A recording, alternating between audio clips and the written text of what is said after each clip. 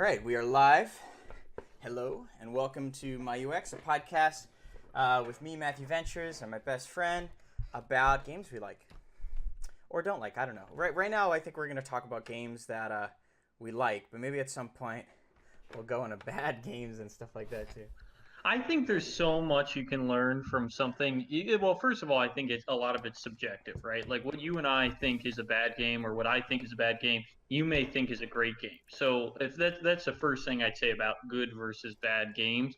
And the second thing, even if a game is definitively bad, even though that contradicts literally what I just said, but if you think a game is definitively bad, there's still a lot you can learn from that game. Like, why do you think it's a bad game? What makes it a bad game? I honestly think sometimes you can learn more from a game that you think is bad than a game that you think is good. Yeah, I agree. So what would you say then you learned from the beginner's guide? What was the thing you learned from? Apparently not much if you thought it was good. The beginner's guide is such an interest. Let me just say at the start of this discussion about the beginner's guide, Sure. it's almost like a catch-22 when you talk about the beginner's guide because it's a game that's like don't talk about. Obviously, you can't. You don't. It doesn't want you to talk about the creator of the game, or at least that's how I kind of took it. Is because the story is about this guy. We'll just give a brief spoiler alert, just Yeah, it's FYI. huge Anybody who's spoilers. listening. This whole series. We'll be spoiling the whole game. So the game begins with Davey Wreden, who is the actual creator of the game. That's his name, right? Like his real life name, introducing you to a guy named Coda. Coda is the character in the game, his games, Coda's games. So to explain that in a way that makes a little more sense, is you're introduced to the game by getting inserted into a game that Coda has made, and Davey Wreden is narrating that game, right? He's like, hey, this is my friend Coda's games, and I'm going to show you around these games. And the interesting thing about that, it's already interesting right off the bat, in my opinion, because the game tells the game is almost an indictment, or at least is how I viewed it, of Davey Wreden, because he's constantly reading into Coda's games, and he's trying to understand the person behind the game, right? And even at one point in the story, when he's looking at the little orbs on the ground, the little notes, he says, "That's why I love games, right? Or that's why I love these games because I get to know the person. I can really know them by Yeah. playing the games." Which is, or at least I thought the game was criticizing Davey Wreden because it's like, well, you don't know, he doesn't know Coda, and as we don't know Davey Wreden, but the game invites you to know Davey, right? Because clearly it's his name. It's the name of the developer. It is the start of it, and also he gives you his personal email at the start of the game, davyreeden@gmail.com, and it's like, send me your insights about the game and let me hear what you think about it. So it's almost inviting you to know Davey Wreden, but it's about also not trying to understand the person who made the game. So it's this weird kind of catch-22, or at least I think it is. Yeah. Yeah, I agree with what you said there. I feel there's a lot of different directions which the game pulls you in. One of the reviews of this game, I should talk about the reviews at the end, but one of the reviews, which I loved, it really did aggravate me, it said that this game is super duper linear. And I think that this game is not very linear. I think it goes in a path and then it does a complete 180 and it's got a serious twist. It's got a serious plot twist, and I love that. And I think when I first played this game, that's what made the entire game for me. Did you foresee that coming, Scott? Because after going through it again, I see a lot of like hints of like what Code is doing all along. I mean, I don't know what the heck you're talking about because obviously the game is linear though, right? Like you can't, if you make decision, you can't what is a decision you can make in the game that changes it? You know what I mean? Like you're kind of on a path. Even I'll give you an example. So even when you try to do that puzzle, right? Like the door puzzle thing, you can't choose to not do the puzzle because Davey's just like, oh, you can't do the puzzle? I'll help you out. And like he does the puzzle thing for you, Right, but right? that's different though, because what you're saying is that it's linear because you can only move as like an entity through the game world Yeah. in a certain way, but the narrative itself is a non-linear narrative in the fact that it's going in a direction and then it has a plot twist, right? A twist being the opposite of something that's linear. Or take a book, for example. every book in that case would be a non-linear would be a linear book, right? Because you'd have to turn the page. No, I disagree with what you're saying totally. Like I view it more so as like a linear book would be one. Well, it's hard to because books and games are very different. But a linear game is a game, or at least this is my definition of it, where your choices don't really impact the story. You can't bring it on a different route. You can't significantly change the direction of the story, right? Like it's a game that you're on a path and you're just following that path. It's like So What if it could, Remains of Edith Finch yeah. or The Beginner's Guide are both very linear games. A game like Fallout 3 or Fallout 4 or Witcher 3, I would consider not a linear game. And now, are you just saying that though because the twists are player authoritative? Like if there were twists in a game, and but you weren't in control of them, would you say that's a linear game? Yeah, I would still say that's a linear Okay. game because you have no direction. Where I get what you're saying, and you But can I tell. think there's a one kind of space removed. I get what you're saying. Is you could tell a non-linear narrative. For example, Pulp Fiction is a movie that's non-linear, right? Oh yeah, sure. Because You go back and forth, right? yeah, you go back and forth, and that's. I guess you're right in a sense that that's a non-linear. That's a non-linear way of telling a story. But I guess my version of it when you're playing a game, when I hear somebody call a game linear, to me that's what my definition was, which means you're on one track and you can't do anything to substantially change that track, or at least that's how I view when somebody says a game is linear. That's kind of what I think they mean by it and what I mean by it. Yeah. Um, So by that definition, I think of the Beginner's Guide as a very linear game. That said, I don't think it's a bad game at yeah, all. I don't think that's a bad thing either. I wanted to touch upon something you mentioned though, the puzzle of pulling the lever, because I feel like that mechanic is really presented as it's presented as something really special, and I think Davey does a good job of kind of building it up. But I think eventually, as you play through the game, it doesn't really hold up, and I feel that especially after I view it again, um, it just a lot of the parts of the game narrative wise just don't really make hold up to scrutiny. The mechanic, right? Let's see. So I didn't like the part about the prisons where you're seeing the different prisons he makes. I got a little boring in that. I don't know what exactly it was, but I did like the concept of having these assets and kind of reusing them and seeing different perspectives. But talking about the two-door space, I wanted to touch on that for a moment.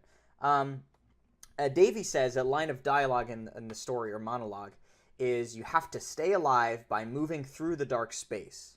And I think that's a narrative for depression, and I think a lot of the game is analogous to kind of the sadness that comes maybe with building a game and stuff like that. But what really doesn't work is that he's kind of interpreting it that way, the game that's in front of him, and then he's saying like, oh, and this is why Coda has problems. But in reality, he later goes back and explains that, in fact, that actually wasn't the game. It was always a game where you just repeatedly cleaned your room. You kept on cleaning the sheets. And it's almost like he invented the flaw in Coda by ending the game and allowing you to transverse through the darkness, which was never even necessary in Coda's universe. And I don't know.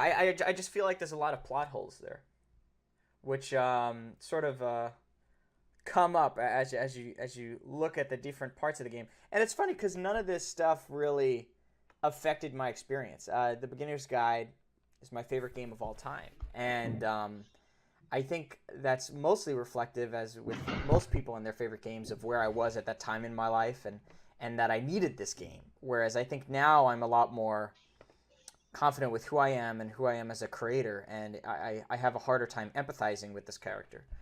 But yeah, I don't know. I feel like the lever analogy is the biggest sore spot for me, because I feel like there's a lot of narrative weight put on this sort of mechanic of being in a dark space, and I don't really think it's paid off in the way that he says it is. There's one part where you teach someone else how to do the door puzzle. You have to explain to them through dialogue, but that's the only part that I feel was lacking. It didn't seem to make a lot of sense. Yeah. No, I think that's really interesting. What was the part of the game that connected? You said it really connected to you at a time, a year or maybe a year ago or whenever. What was the part that really connected with you? Um, Man, I there's a well, it's interesting because each time I look at it, there's different parts that kind of uh, seep out of the woodwork for me. But some of my favorite parts in this game are I think a lot of this game is just moments, and that's something I really loved about it. Speaking to the aesthetic side of things, this game hits so many vibes really, really well. I love the comments room. It instantly made me feel like I was in this sort of like message board, and that these were real people. I was reading their posts, and I love that concept. Likewise, there was a lot of images like the talking professor, which now after doing teaching at a lecture hall, like I could feel it, man. I could feel what he's talking about, and the box heads that rotate, like that is just it's such an iconic image. The machine as well, which I know you love especially. Um, and one thing that I forgot was actually the breath game, where you're just walking and there's like a deep breath, and that reveals the next part of the game. I love that. Hmm. And what were you saying about the bedrooms clean? I just want to clarify. So you go into to explain that if somebody hasn't even played the game, which I think both of us would recommend it. So I actually wouldn't. This is on my recommended list as a -1. It's a Oh, hard anti-recommendation. all right. Well, It's why pretty is that? silly, Why right? is it? Well, so I have a recommendations page on my website, mrventures.net/recommendations. Head over there now. Good And promotion. basically, I list the games in order of my favorite, and the beginner's guide is without a doubt at the top. It's my favorite game. But I also list recommendations because I don't feel those are the same thing. And I think it's very interesting to look at the numbers compared against the rankings because though the beginner's guide is my favorite, I really don't recommend it to people. And I'll get into this in a moment looking at the reviews, but I think the vast majority of people just aren't going to take away what I took away from this game, and they're not going to appreciate it. And that's not as like a I feel that can come off very easily as like a pretentious, like only I can understand. But as I get older, I understand it less and less. To be honest, I feel like you'd have to be in the kind of headspace that I was at that time, at that age, at that place in my life to get the experience I did. Do you think that's a negative of the game, or do you think that that is more so just the nature of that game? I don't think it's a negative of the game. I don't think that an experience needs to be repeatable to be timeless. For example, the Shawshank Redemption, right? Everybody loves that movie, but it's a big plot twist, right? And I think if you knew what was happening, it wouldn't be as cool. I envy the people who get to see Star Wars without knowing the narrative weight of the line Luke, I am your father. Because that is like the biggest plot twist in like the history of cinema, right? But it's also the most ruined one, right? And I think that's really sad. This game is so niche and in the middle of freaking nowhere. No one would have heard of this if it wasn't for Stanley Parable. Um, I think because of that, it's a real opportunity to show someone something that they probably haven't experienced. Yeah. Hmm, that's interesting. So you would say though, like it's interesting though that you have it at a -1 still though, because it's like you're saying it's your favorite game and that yeah, everybody can maybe everybody who's created anything can kind of relate to it in a sense, but you're like, oh, nobody should play it. Do you think that's because you want it just for you and then you don't want anybody else to play your favorite game? I believe that the majority of players would not enjoy this game. The Okay. majority of players. Now, it's interesting though because someone did reflect this to me because they were like, "Well, the people who go to your recommendation site, they're Yeah. not the average Joe, right? It's someone who's clearly in your circle, and maybe has some empathy with your worldview." And I think that's something I didn't account for. But I think I'm putting this up there for the everyman, the Dean Kahashis of the world. Because everybody's looking at your page and looking for Well, games. I feel like people Gotcha. know where they stand relative to the average, right? They might not know where they stand relative to me, and if they want to know what I like, then they can play it in the order that it's listed, because that is my favorite. So I give them both sides. Gotcha, gotcha. Anyway, so you were saying about the cleaning the bedroom thing, and correct me if I'm wrong, because I may have. You were saying that the game itself, you infinitely clean the bedroom, but then Davy changes the game in order to make it so you have to move on. Is that what you had said? Right. So Okay. so Davy says, no. So he doesn't reveal this until later. But basically, the game is infinite. Davy later tells you that he changed it from being infinite to make you pass through the The darkness. darkness. And Gotcha. at that moment, though, a lot of the narrative revolves around how Coda's making you pass through the darkness, which is used to extend his analogy of passing through the darkness between the doors. But it doesn't hold up because Coda never meant that. So Reedon would have never experienced this in the game as Coda meant it. He would have had to re-architect the whole game in order to get that point across, which we know he did, right? We know he's adding lampposts in the game. That's one of my favorite twists of the game when you Yeah. see on the wall, hey, stop adding lampposts in my game. I love that. But what doesn't make sense is that his own changes drive his own antagonism. Like he was antagonized by his own changes. It doesn't really make a lot of sense. That being said, I still love the game. Plot holes aside, it's got great twists. But yeah, that's something I picked up on. I don't know. I'm a very technical writer, and I think game maker as well. And so like something very important for me is like for everything to kind of match up. And if there's something in the game that's really important, like the lever switch, I feel like it should bear weight to the narrative. And in this case, I don't really think it does. I think it's like a very forced. It's trying to make an analogy work, but you could see that it's sacrificing narrative cohesion. But wait, so when does Coda make that analogy that's passing through the darkness? When does Coda say that? He doesn't. That's what Yeah, Reedon says. that's what I'm saying though, right? Is that like all, and that was the point with the lamppost as well, is that you see Davey is putting all these things in Coda's game, and it's kind of like what players do to any game, right? It's like you want narrative cohesion, you want a destination, you want it all to, you wrap everything up in a nice little bow, and that's what a lot of people want and a lot of players want. Um, so my point is like, well, you had said, oh, Coda intended whatever. We don't know what Coda intended, right? Well, we know the game wasn't supposed to end. We know it was Okay, supposed to be infinite. And that's kind of Coda's whole thing, right? Because Coda is this artist who makes games that are sometimes unplayable, many times unwinnable. And I think that's wonderful because there's not enough games where that's the case, right? I yeah, think, but you sell a game like if and this is against the whatever, but like it's like you can never release a game like that. Imagine if somebody released a $5 game and you go into a prison and you have to wait there for 3 hours, right? I mean, but maybe you like, can. but art exists in that medium, doesn't it? Like there is literal like there's so Yeah. many movements, right? When you look at art history, but there's certainly like I forget what it's called, but there's a lot of like countercultural movements, like the one where they're just showing white canvases, right? And it's like, hey, there's no paint on this canvas, and it's like, yo, dude, that's the point, you know? Well, oh, you couldn't sell that for $5, but it's like, no, people sell them for thousands. So I do No, feel like you're right. You're right. Yeah. I think that unfortunately though, Scott, you're right.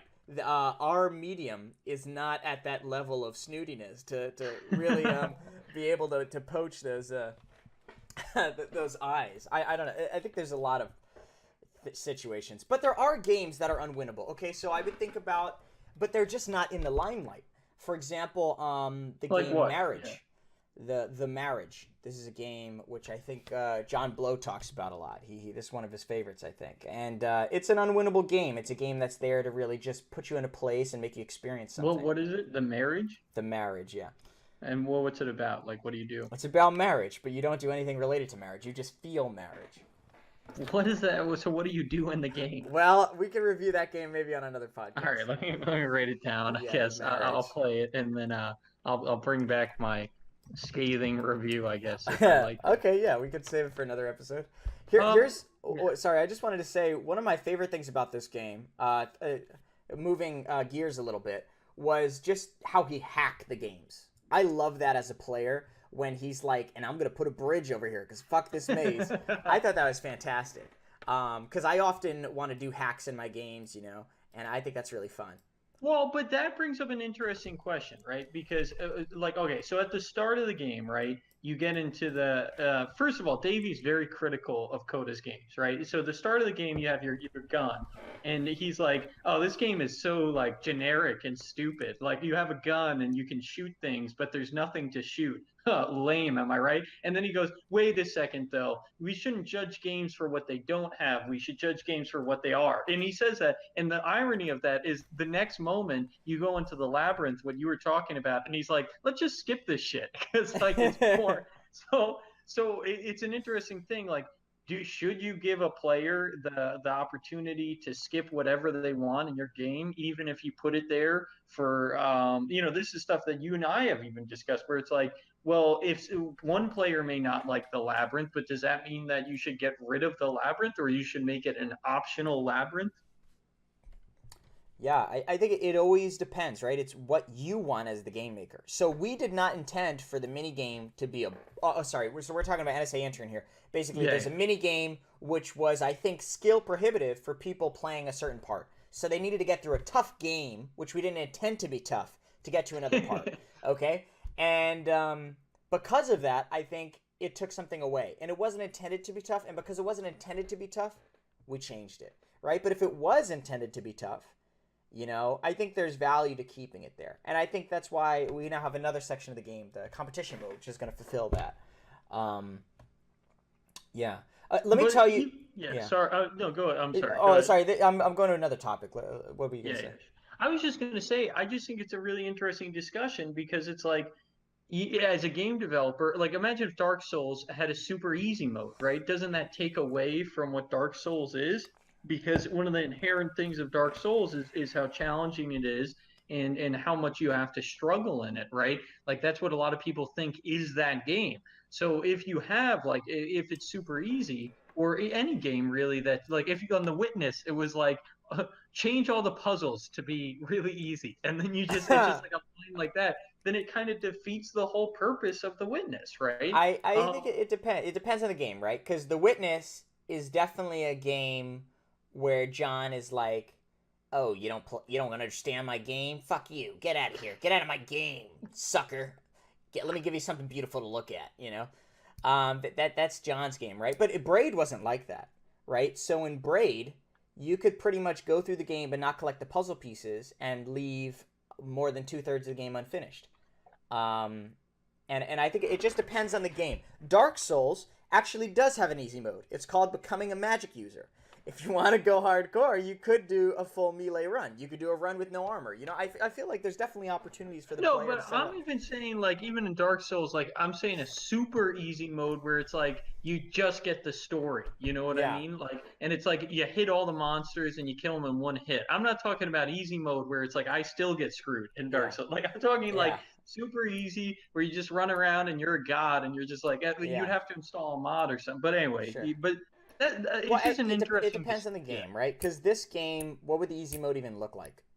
For beginner's guide, Yeah, I mean, there is a beginner's guide wouldn't have an easy mode because you just get kind of pushed through the whole game. You know what I mean? Like if there was any contention, I mean, it's interesting because when you talk about negatives about a game, it's more so what I would have liked to see in the game rather than like what I think the game needed. You know what I mean? Like what I would have liked to see in beginner's guide is a little more user input, but that's totally not what like the game is about, right? Like yeah, if you were allowed to change things or change the narrative, it would be a different game. And yeah, but that's personally, if I were to say my own issue with the game, it's that it's almost too linear and that you don't have enough choice as a player in the game to really affect the story at all. But that's kind of like me watching Pulp Fiction or a movie and being like, I don't like how I just had to sit here the whole time. Like it's yeah. not Well, really fair to. you're a very intelligent man to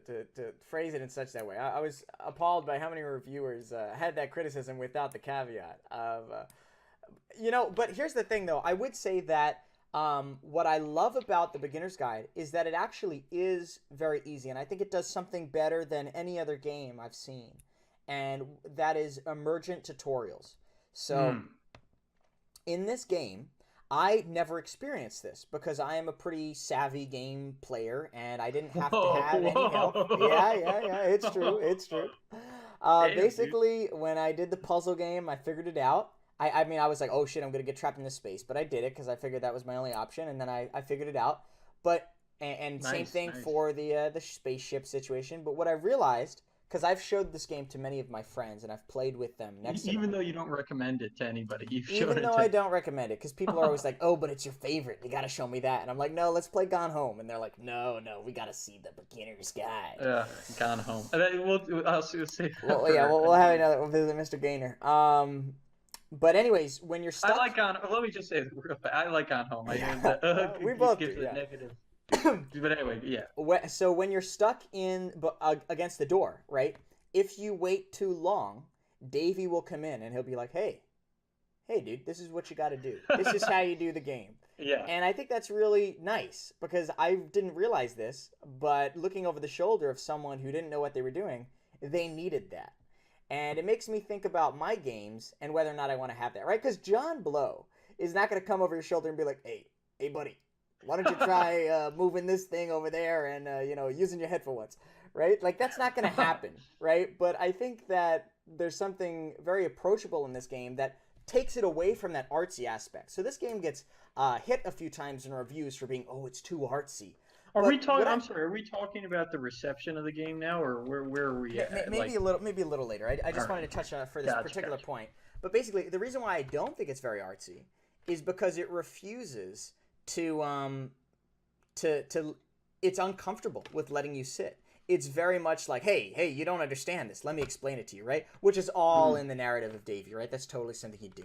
So I like that a lot, and I love the emergent tutorials. It's definitely something which I learned from this game. I'd say it's the biggest takeaway in reflection. Gotcha. Yeah. Is emergent tutorials. I think my biggest takeaway, um, emergent tutorials is a good one. But I would say to me, it's about pacing. Because you said you felt bored at one point with the prisons, but I Yeah. thought the beginner's guide is actually pretty well paced because it goes by, you don't overstay your welcome really anywhere, or at least I felt I wasn't really overstaying my welcome. The prison sequence is a little long, but in general, I think the game is pretty well paced and it's really short. It's important to note the game's only like an hour and 15. Literally, this conversation may be longer than the actual game itself. So my point is I really appreciate a game that is short nowadays because there's so many games that are 100 plus hours and they're great and there are a lot of great games that are 100 plus hours, but I wonder sometimes, like, well, would I rather have a 100 plus hour game or a 60-hour game where it's a really well crafted and it could be non-linear but really well crafted? I personally nowadays I would much rather prefer a shorter game, and I think a lot of people would agree with me, a shorter game that is better crafted than a much longer game that has a lot of arbitrary stuff in it. Now, obviously, that's subjective, but Mm-hmm. that's something I really appreciate about it is its pacing. To comment on that for a second, what I would say about beginners, the pacing, which maybe keeps you enhanced, is that each of the games is pretty different, and I think Mm, it's yeah. something new each time. Where when I think about a game that's very long, in particular The Witcher, the core mechanics are actually the same throughout the whole game. Um, and they're unlike maybe like Skyrim, where there's different play styles. The Witcher's pretty set, and I think that might get a little repetitive. But Oh, yeah. But yeah, I think that's what. I think it's important to know we both really Yeah, like The Witcher. we Don't both don't love come. all games. Yeah, Love all games. yeah, We love all the creating. games. Yeah, yeah, But yeah, I agree. I think the pace is fantastic. That's actually the exact note I wrote down here. And what I particularly love was the character development. How Davey goes from this kind of like, "Yo guys, what's up?" to this kind of like creepo, yeah. crying into the voice. Hashtag cringe alert. Loved it. Loved it. yeah, I I think thought I if think Davey does an I'm amazing actually gonna performance. By the way. disagree with you a little bit, to be Yeah. honest with you, because another criticism, if I were to level one at the game, is that I think the ending's a little too fast, I or at least agree. in Yeah, my and opinion. the epilogue hits you the minute after. Or no, not even, right? It's like game end, epilogue, right? The epilogue should at least come after the credits, in my opinion. Yeah, but Or you should go to main menu and then enter the epilogue. it just felt like the narrative was really well crafted, and then the ending just kind of felt rushed. Or How at would you least do that's it how it. differently? Yeah. How would I do? I mean, that's do you ever see Chris Stuckman when he revised? People were like, "How would you do Batman versus Superman Yeah. differently?" And then Yeah. he wrote a script that was like breaks Zod's Oh, neck, and because then it's not everybody. easy, right? It's very, Yeah, it's easy yeah. So to my point, criticize. It's my not point easy is, to it's fix. much easier for me to be like, well, the ending was rushed, and if I had a way to do it differently, honestly, I don't know what I do differently. But I think what I would do is just either let me think about that for a second. Either have a better transition into that final mission, because the final mission is like that dungeon like area where you're Yeah. walking through and it's all that, like maybe a game before that that was like more kind of, I guess you could say, settling, and then you could go into that, just something else. It needed something else before that ending, because the ending just kind of hits you and then it's like, oh, you're done.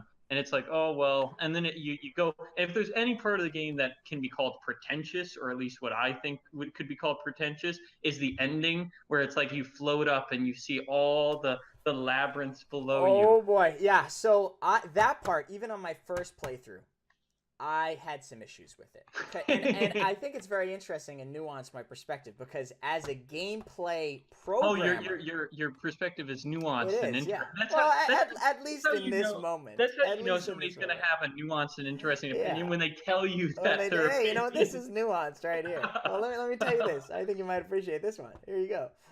As a gameplay programmer, I know there's no way in hell that bug would appear from doing that. And it's like, no, there's no way he Well, would maybe he begin to intentionally fly. put the bug in there. Of course he did, right? But that totally undermines the narrative, right? It's like, and then Coda found this bug, magical, right? But it's like, it's kind of like if I don't know. Imagine a crazy non sequitur in a movie or something. It's like, and then Lacey found out there was a shoe in her muffin. Ooh, emotion, and it's like, what? But why would that happen? That doesn't make any And then at sense. the end, she finds a giant It muffin is with a just a giant giant shoe shoe. in it, and it's like, but that doesn't make any, and you kind of gotta turn your brain off for a second. And I find myself doing this more and more with games where it's like I'm looking at it from a creator perspective, and then I'm like, no, no, you know what? I'm just the player. Let me just let them hold my hand and go along for the ride. So I love the idea of seeing the whole huge maze around you and this and building off that idea of when you saw the staircases and it's like, oh, there's so much to games that you don't see. Um, yeah, I really like that.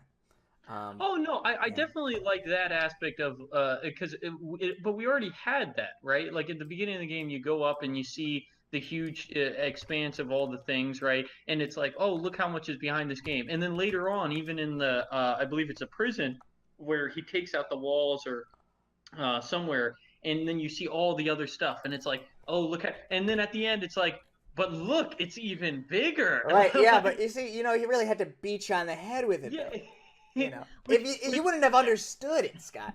That's the whole point. Like Davy, right?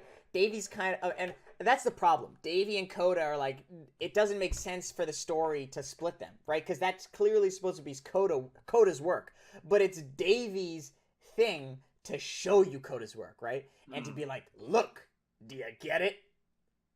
You mm. know?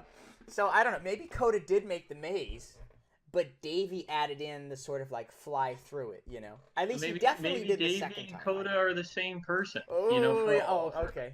For So, all you know, they could be. You know what I mean? well, they Um, are, in my personal opinion. Well, we know Coda does. Well, I don't know if that breaks. This is definitely we're leaving the work now. So, is there any more stuff you wanted to say within the context well, of I the think work? okay, so we just kind of shit on it for a little bit, and I think that's funny that we should. But I think the important thing to note there is this is both one of Matthews and I's favorite games. So like, No, it's this not like is we. my favorite game, Yeah, oh, without a doubt. yeah, yeah. So it's like it's important to note, like even though we're shitting on it, it's like it's still like one of our favorite, Matthew's favorite game, and one of my favorite games. So like I think the important thing there is just like, oh, we can dislike aspects of things that we really like, Yeah, no, just to this make is that this clear. is like the Joseph Anderson loving rub of I love this game, man, but here's everything that I I'm gonna show you how to get the stars in Super Mario Odyssey for 3 hours, and yeah. I'm gonna show you how each one. But other things I just want to say real fast I liked about the game that we didn't really touch Oh upon. yeah, and then we'll go Um, into maybe review and the meta. Sure, sure. Yeah, we'll go into the meta, which is exactly what this game is Yeah, I about. know You the game shouldn't do. is the meta, right? But that's why we Um, have to do it. so the thing that I really like is the contradiction, which we kind of discussed a little bit about how it's like, oh, the game invites you to know the creator, and then ultimately it's like, well, you don't know the creator really. You never know the creator of anything that you make, but in the beginning, it kind of invites you to know Davey and the fact that Davey's a real guy. And the other thing I really liked was just like the little games themselves. I really enjoyed some of Coda's games, and we kind of discussed this, but like the whole sequence of cleaning the house, it really felt like, oh, that's kind of like making a game in a lot of ways, or at least that's how I felt about it. Was like, oh, sometimes it can be very repetitive, but you find enjoyment in that kind of little repetitive nature of the thing. And it actually had some really interesting things to say, or at least in my opinion, Coda's game about like just game design in general, or in my opinion, it did, where it was like, she said something, or she or whoever it is, the person in the house, says something along the lines of, in order to have a clean house, you need to be clean yourself, or you need to be good yourself, which I think is a really interesting point in that little game that Coda made, which is like, oh, you need to be competent in of yourself in order to do other things. I thought was a really meaningful, interesting thing. And the fact that it was so repetitive, but it has that nice music kind of playing on it, created such a really wonderful mood in that game that I actually really enjoyed the game inside the game itself. And I was bothered when Davey was like, fuck you, cutting it off. And Yeah. it's like, well, damn, I wasn't really able to appreciate what Coda was trying to make there. And then in addition to that, later on, the machine was obviously really meaningful, at least for me, when it talks about like making a game is always fun and then a thing breaks, or I always love creating things and something breaks, because it's so true, right? It's like there's this creative machine, that's literal machine in the game that sucks you of your creative juices and energy, and it has such a desire for all of you. It wants to consume you almost. And I thought the game did a really nice job of capturing how that feels rather than literally talking about it. And I think that's a really powerful element of Beginner's Guide, is it's a lot of showing and not telling. And then clearly Davey does all the telling. He's like, I'm going to tell you what this door means. Right, right. And Davey also, it's interesting because he's like, this is what it means, right? He's like, this is what I say and this is what it means. And then obviously that's not true, right? The door has many different meanings, and the machine even has different meanings from what I said as well. Um, and there's no definitive meaning of anything really. Like there's no singular definition of what the doors mean, or what the prison means, or what the machine means. But as players, we constantly seek that out, right? And Davey is a representation, in my opinion at least, of what that is like, of constantly wanting that lamppost, of wanting that destination, of the story being neatly put together. It's to have a game where you just sit in a prison for an hour. Literally, I said even at the start of this conversation, you can't make a game like that. Like, you know what I mean? But you can. You really can. To be honest with you, you can make that game. Now, do I think it would be a successful game? Maybe. Who knows? Maybe your game, people will be like, I sat for an hour in this prison. I don't necessarily think it will be an enjoyable experience, but do games have to be enjoyable experiences? I people disagree. So long story short, I would just say my takeaway from the game was also showing and not telling, and that it was very relatable for if you had created anything to want to. The last thing I'd say, because I know I've gone off on a little bit of a tangent, is that sometimes it feels like you want to create something in your own little bubble. And I think the beginner's guide really captured that nicely. It's just like sometimes you just want to create things for you, right? And Davey kind of deprived Coda of that ability, right? And Davey didn't understand in the context of the game that somebody would just want to create something for themselves, not because they want to share it, not because they want to make money, not because they want to whatever with it. They just created it for the sake of creating it. And it was something that was special for him, for Coda at Yeah. least. And Davey's like, why would anybody make these prisons? And it's Yeah. like, well, yeah. On that note, it does detract a little bit from that characterization. The fact that Coda every time is sending the level to Davy. Yeah. That part I didn't like. I would have rather it be like, oh, I found this guy named Coda who posts to this website, and I've been downloading his games. I think he's just using it as a repository. He doesn't know that I'm downloading it, but I've been kind of like stealing his games in a sense. I think that would have been a little bit better framing. Um, and then later they have the relationship where he's like, And leave then me he alone. starts making games specifically for Dave Right, towards right. the end. And he's like, stop doing all the shit to my games. I want you not to be able to play these games. Yeah. And Dave's like, I don't know why he would make it, so I have to build a little bridge to get through this part. Coda's like, And like, nah, that's the point. So yeah. yeah, so interpreting this game, so when I first played, I was totally entranced.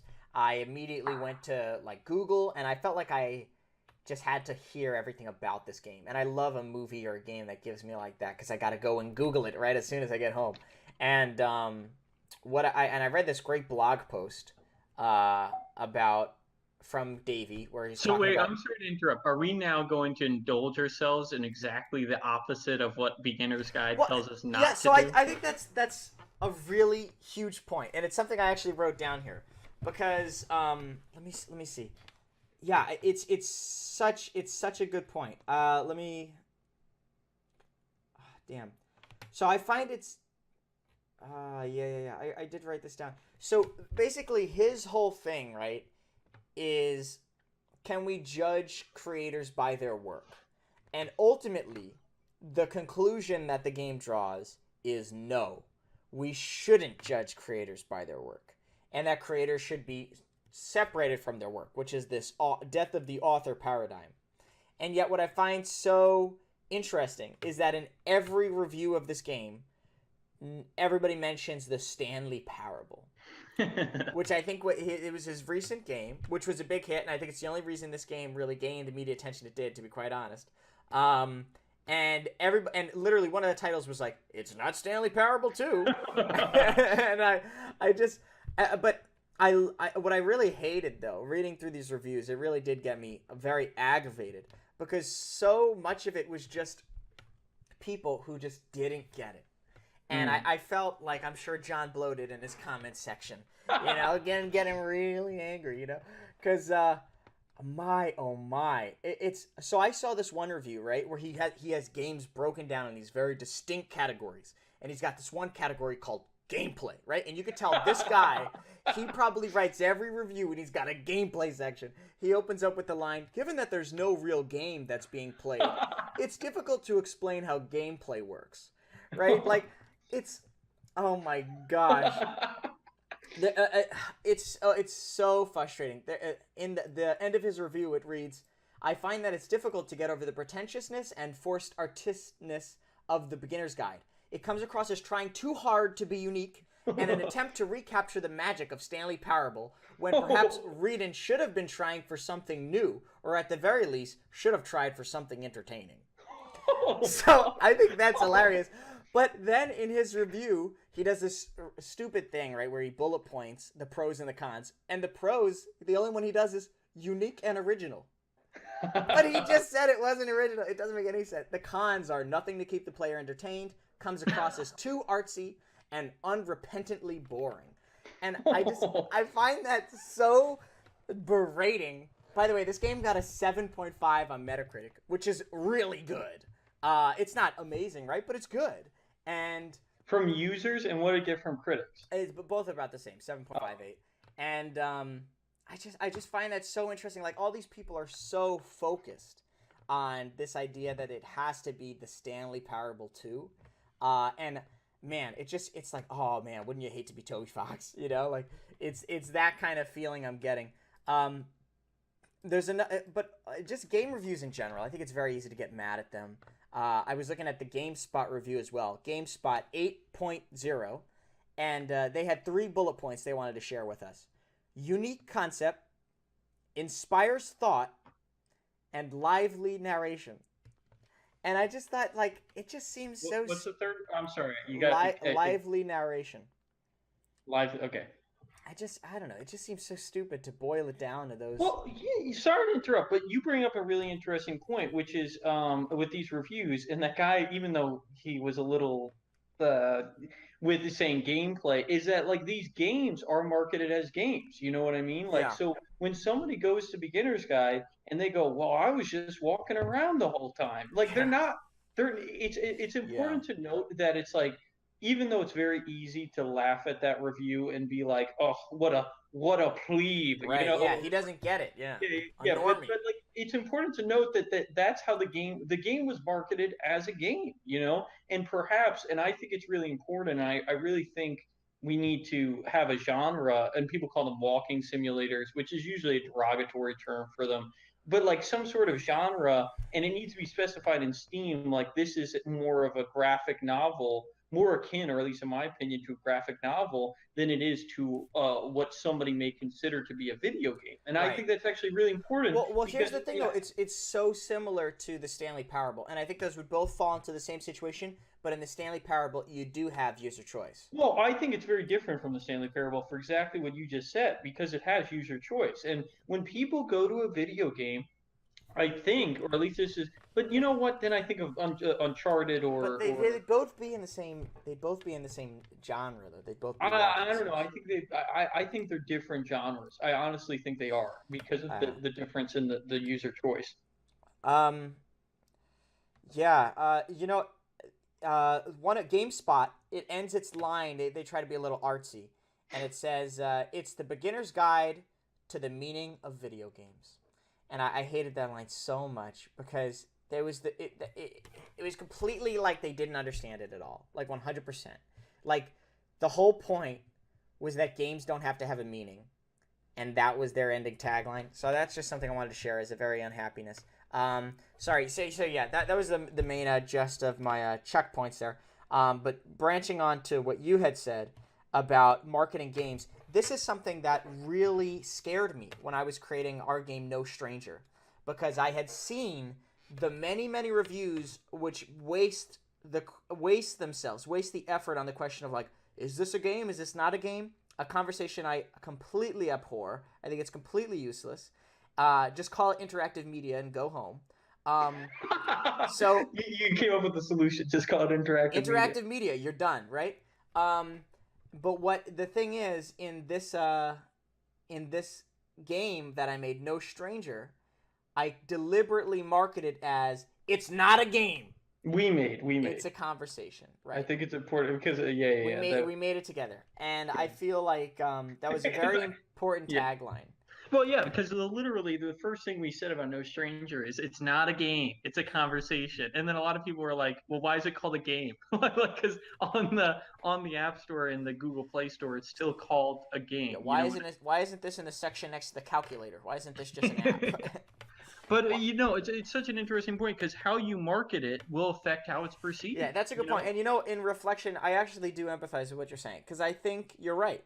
I think the beginner's guide was marketed too much as kind of like a game. And especially in the trailer where he's like on a desktop and he's opening up folders. Like I bet at some point this game had the idea of you can traverse it in any order you want. But Oh. I bet it just didn't work that way. And I bet you had to take out the desktop feature and you had to have them go How in the right interesting would order. that have been, though, when you think about it? And this is us just kind of speculating and now theory crafting about a totally different game, you know? But Sure. like, imagine a game, imagine the beginner's guide. You go to Coda's desktop and it just has a series of games on Yeah. it, and you can play it in any order you want, But and you that's could what NSA is, isn't it? yeah. But like you could create it, you could play it in any order you want with those missions, and it gave you no context or anything like that. I think you're right. I think that may have been one of the initial versions of the game, and then people played it and was like, "Oh, this sucks," Yeah. because they were probably bored, or they were probably like, "I don't know what to do. It just seems like a Yeah. random scrobbling of And games." I feel like you can't have the narrative through lines if you don't have a pathway. Well, And you could figure out something to make it work. Or like I don't know, but yeah. it's very difficult. Like when we were working on NSA, it was very hard to have apps that kind of said too much. It's hard to set yourself up in a way that an app gives you a hint that you don't understand, but you have to see another app, then you get it, right? That whole idea, that's hard to pull off. No, you're right. You're right. And I think ultimately the narrative style was the best version that this game could be, or at least in what the story it was telling. Um, but I do wonder, like, because you're right. The trailer's like, what if you found someone's games on their Right. laptop, and what if you dug deeper and deeper and deeper, and it was like a kind of an adventure, kind of Yeah. like thriller kind of thing, and then you play it, and it's like, hey, I'm Davey Reedon. Why don't you email me your fan theories to Yeah. daveyreedon at And it's nothing gmail.com? like that. Yeah, you're totally Yeah. right. And then yeah, so my point is like people need to be careful about how they market their games because ultimately that's going to heavily influence your. And it's true what you said as well, which is the one of the reviews was like, it ain't no Stanley Parable. Like you're not Yeah. going to get what you got there. And how much does that suck to like spend 2 years on a game and then like even for NSA Intern, which we released, have people be like, oh, No Stranger was pretty fantastic. But this Yeah, no, game we did got a not. review. We got a review. It said it didn't live up to the greatness. Yeah, That is no stranger. yeah, which is like, how do you respond to that? Because it's like, it's not like you're mad because you're like, wow, Yeah. thank you so much. But you're Yeah. also like, well, Well, here's the thing. Like, I think part of it is just you do a little tear. But in general, I think that's why it's so important to not get your validation Hmm. from them. Like I know this game is so much better than my previous game. And I know you'd say, well, what the hell does that even mean, right? But Yeah, I know if you look at it along certain axes, let's just say playtime alone, the length, the technical complexity, the way that code is so goddamn sexy. Like, there's a lot of ways you could look at it and you could say, wow, this game is more, not yeah, necessarily but better. I don't even think that is a healthy, or at least I personally don't think that's a healthy way of looking at it because then constantly you're creating this barrier to creation, or at least in my opinion, you are, Oh, right? well, I don't think Like, it has to be better, but I'm just saying you oh, need okay, to find peace in yourself rather exactly. than extrapolating it from Exactly, the feedback of exactly, others. exactly, exactly, exactly. I totally agree with that sentiment. Yeah.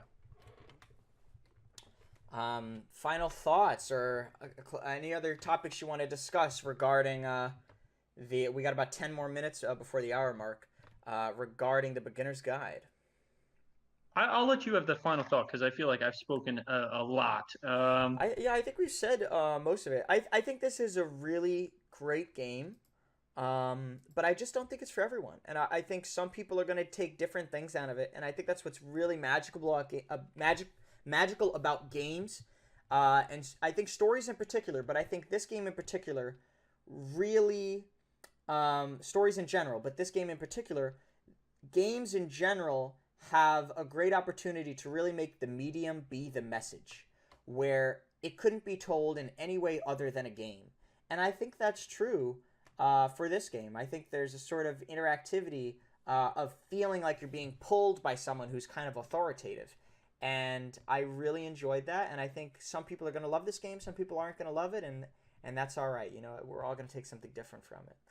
But all in all, it's my favorite game of all time. Clearly, I enjoyed it. Scott did as well. And if this conversation interested you, you should check it out. Well, clearly, you have ruined the whole game. But, give it a shot nonetheless. and the last thing, and I want you because I don't want to, as I just said, I don't want to have the closing note. Do you want to just shit all over the point of the game and talk a little bit about Davey Reedon and like his blog post about Stanley Parable and how that relates to Beginner's Guide? I think there's some stuff to be said there. Sorry, because I was going to go into that. What you said has merit in that maybe it's not as important. But to be honest, I don't agree with the game. I think Mm. where the game is matters. And I think that is reflecting all of what I've said about how I don't necessarily enjoy the game playing it, but I certainly did when I first played it. Um, and I think that's okay, and your perspective matters. And I think the perspective of who made this game and what's their story is also important. So, yeah, I'd be happy to dive into that a little bit. I guess from what I know, basically his first game was a big hit, the Stanley Parable. And then I think the way that it's commonly phrased is he created this game, which is not true. He actually made them both at the same time. But it's posed as he created this game afterwards, and it's sort of the way that he deals with the depression of having so much criticism and stuff. And I believe that code is a reflection of another side of him, and really it's an internal conflict, the whole narrative. But that's only my interpretation. And he also invites you to do that though, because in the beginning he literally made he could have been like Davey could have been like, my name's Charlie Smithers, and we're gonna look at Coda's games, but he didn't do that. He did Right, he my uses his name's real name. he Yeah. uses his real name. He has a real email that you can actually email, and at the end he says for somebody. He dedicates it to somebody. So he kind of like if he didn't want people to read into his personal life, he kind of did a really like I can't imagine that he didn't want people to read into his personal life. Like it's almost like he's like, no, don't do this, and then he gives you all these breadcrumbs, and he's like, ooh, doesn't this look really Yeah. tasty? Like, Yeah, I think what makes the character work so well is I think it has a lot of truth in it. I truly was convinced.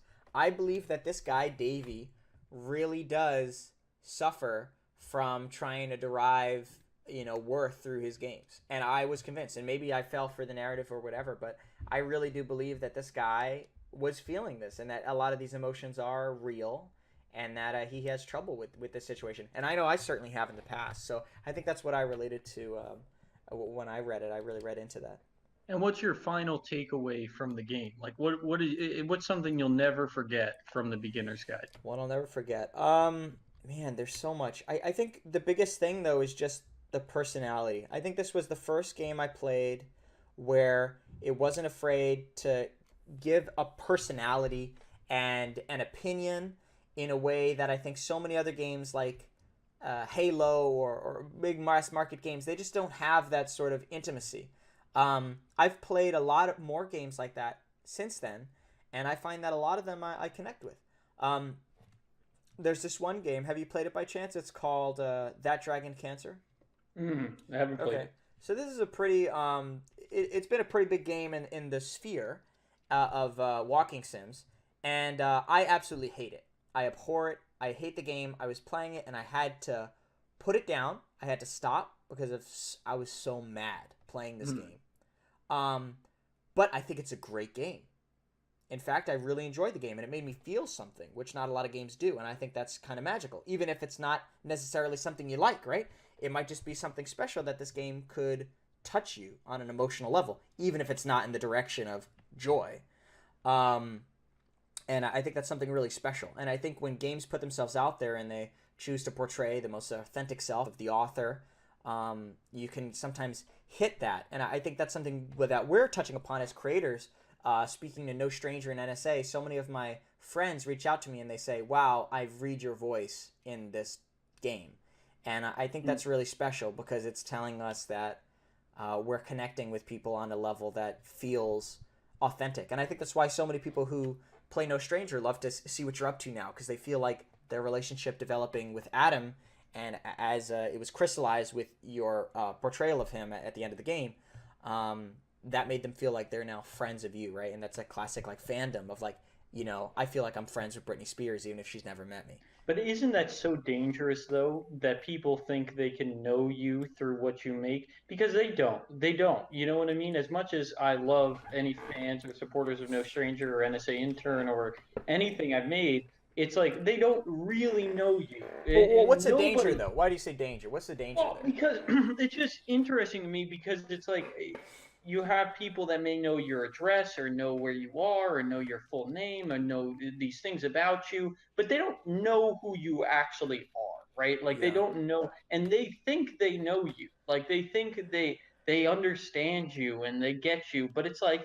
and then what happens is a lot of the time, or at least with No Stranger in particular, is people will also reach out, right?